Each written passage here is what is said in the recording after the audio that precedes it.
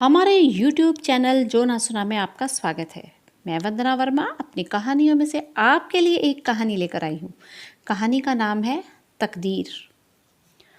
रजनी देखने में सुंदर थी। गोरा रंग, सुंदर आंखें और साथ ही उसका शांत स्वभाव हर किसी को अपनी ओर आकर्षित करता था। उसकी एक बड़ी बहन थी जिसकी शादी को 2 साल हो चुके थे। उसके 2 भाई थे जो 6ठी और 8वीं कक्षा में गांव के ही सरकारी स्कूल में पढ़ रहे थे। उसकी माँ की तबीयत ठीक नहीं रहती थी। पिता की आमदनी भी अच्छी न थी। रजनी की माँ को हर वक्त उसकी शादी की चिंता सताती रहती थी। जब भी कोई रिश्तेदार घर आता, माँ रजनी के रिश्ते की बात चलाने को कहती। एक दिन माँ की तबीयत ज़्यादा खराब हो गई तो चाची उनका हालचाल पूछने घर आई। वो बता रही थी कि उनके मामा का लड़का है। लड़का जनरल स्टोर चलाता है। चाची माँ से पूछने लगी कि अगर तुम कहो तो रजनी के रिश्ते की बात करूं? लड़के की पहले भी शादी हो चुकी है। लड़की चाल चलन की ठीक न थी, इसलिए तलाक हो गया। परंतु लड़का बहुत शरीफ है। हमारी रजनी को अच्छी तरह से रखेगा। हमारे पास भी तो दहेज में देने के लिए कुछ नहीं। माँ ने देर करना उचित नहीं समझा और चाची से रिश्ते की बात आगे चलाने को कहा। 2 महीने के अंदर रजनी की शादी हो गई। रजनी ससुराल आ गई। ससुराल में उसके पति के अलावा सास ससुर थे। देवर देवरानी साथ जरूर थे, परंतु चूल्हा चौका अलग था।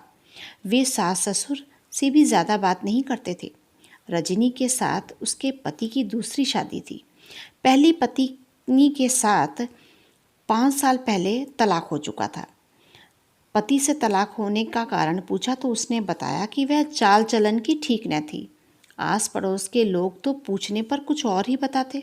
कुछ कहते कि पति पत्नी में अनबन रहती थी। कुछ कहते कि सास तो चाहती ही ना थी कि वह यहाँ रहे। जितने मुंह उतनी बातें। जब से शादी होकर आई थी, समझ नहीं आ रहा था कैसे और किस पर विश्वास करे। शुरू से ही रजनी के पति का स्वास्थ्य तो ठीक रहा ही नहीं। कभी सिर दर्द रहता तो कभी बुखार हो जाता। जब पहली पत्नी से तलाक हुआ तो 2 साल तक काफ़ी कोशिश की, बड़ी मुश्किल से यहाँ रिश्ता हो पाया था। रजनी की शादी को 3 साल हो चुके थे। एक लड़की हुई, लेकिन 9-10 महीने की होने पर गुजर गई। लड़की HIV पॉजिटिव थी। पति को तो पता था कि वह खुद HIV पॉजिटिव है, परंतु उसने रजनी को नहीं बताया।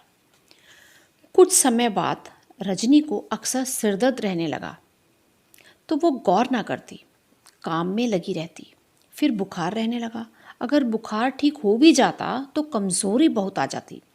फिर डॉक्टर की सलाह पर उसने भी HIV टेस्ट करवाया। तब उसे पता चला कि उसे एड्स है। उसकी तो समझ में नहीं आ रहा था कि वो क्या करे, किस पर गुस्सा करे, किस पर दोष लगाए। उसने इसे अपनी तकदीर मान लिया था। उसे अपने पति पर बहुत गुस्सा आता, परंतु कुछ न कर पाती। कुछ कह भी नहीं पा रही थी। उसे लगता था कि ज़रूर उसके पति को पहली पत्नी से एड्स हुआ और पति से उसे एड्स हो गया। इसमें उसका तो कोई दोष नहीं, फिर उसे यह बीमारी क्यों मिली? अब वह अपने आप को बहुत अकेला महसूस कर रही थी। अस्पताल में लेटे लेटे सास का उसके प्रति किया व्यवहार ध्यान हो आया। सास तो उल्टा उसे ही अपने बेटे की बीमारी का जिम्मेदार मान रही थी। ऐसा सोचते ही उसकी आंखों में आंसू आ गए।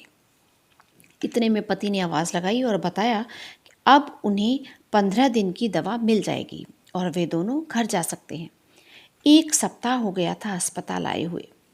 उसने अपने आंसू पोंछे और खुद ही मन को समझाते हुए सामान बांधने लगी।